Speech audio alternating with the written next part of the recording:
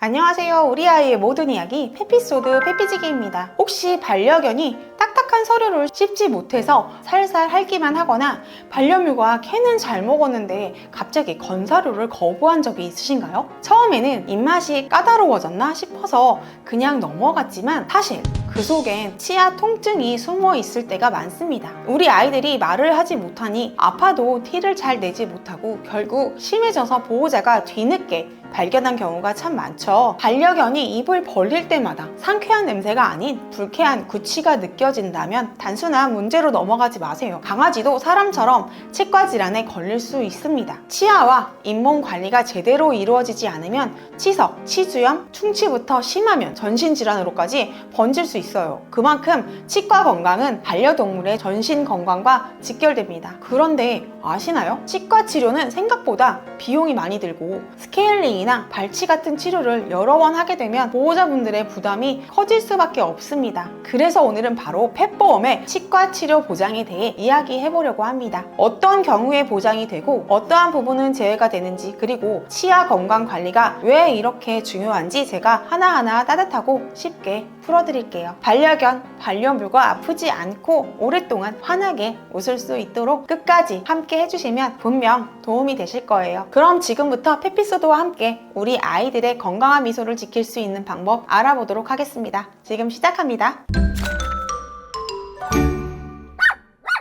강아지의 구강 환경에 대해 알아볼게요. 강아지의 침은 알칼리성을 띠고 있어서 사람과 달리 충치의 발생 빈도가 낮은 대신 치은염, 구내염 같은 구강 질환은 취약합니다. 평소 치태, 치석이 생기지 않도록 양치질을 해주는 것이 중요한데요. 어렸을 때부터 습관화되지 않은 경우 부담감을 강하게 나타내 어려움을 겪는 보호자분들이 많이 계십니다. 강아지는 치태와 치석이 잘 생기는 구강 환경을 갖고 있습니다. 음식물 찌꺼기와 침이 만나 치아 표면에 플라그가 생기면서 치태가 만들어지는데, 치태는 시간이 지나 점점 굳어지며 노란 치석으로 변하게 됩니다. 치태에서 치석화가 되는데 2에서 3일 정도 소요되기 때문에 치석은 한번 생성되면 병원을 방문해 스케일링을 하지 않은 한 제거가 어렵습니다. 따라서 치석이 되기 전 양치질을 해주어 치태 단계에서 제거를 해주어야 합니다. 양치질과 스케일링을 멀리한 강아지의 경우 구강 질환에 걸릴 가능성이 높을 수밖에 없습니다. 지금부터는 강아지의 구강 질환의 종류에 대해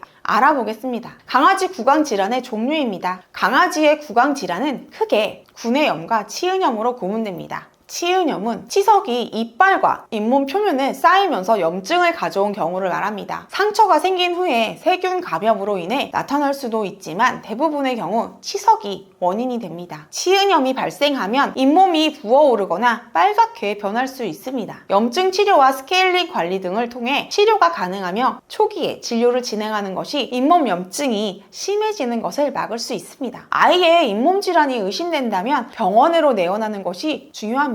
치주염이란 치은염이 심화된 염증 상태를 말합니다. 염증이 치주 조직 내부까지 퍼져 치조골까지 영향을 미친 상태입니다. 통증이 심하고 증상이 뚜렷하기에 바로 병원에 내원해 진단 및 치료를 진행해야 합니다. 심한 경우는 잇몸 염증 치료 대신 발치를 통해 치료도 합니다. 구내염, 잇몸 외에도 점막, 혀 등 입 안에 전반적으로 발생한 염증 질환을 말합니다. 치석으로 인해 발생한 치은염, 치주염과 달리 면역력 저하, 당뇨, 신부전, 비타민 부족 등 다양한 원인으로 인해 나타납니다. 원인에 따라 치료 방법이 달라지며 재발의 가능성도 있기에 주기적인 검진이 중요합니다. 다음은 구강 질환의 증상입니다. 잇몸이 검붉은색을 띠어요. 잇몸이 내려앉아 있거나 부어 있어요. 출혈이 나요. 입냄새가 심해요. 입이나 주변을 만지지 못하게 해요. 밥을 잘 안 먹어요. 양치를 거의 하지 않아요. 구강 검진 및 스케일링을 받은 적이 없어요. 치아가 누렇게 변해 있어요. 노란 치석이 쌓였어요. 이럴 때 보통 스케일링을 진행하게 됩니다. 여기서 잠깐, 스케일링이나 발치가 펫보험 적용이 가능한가요? 물론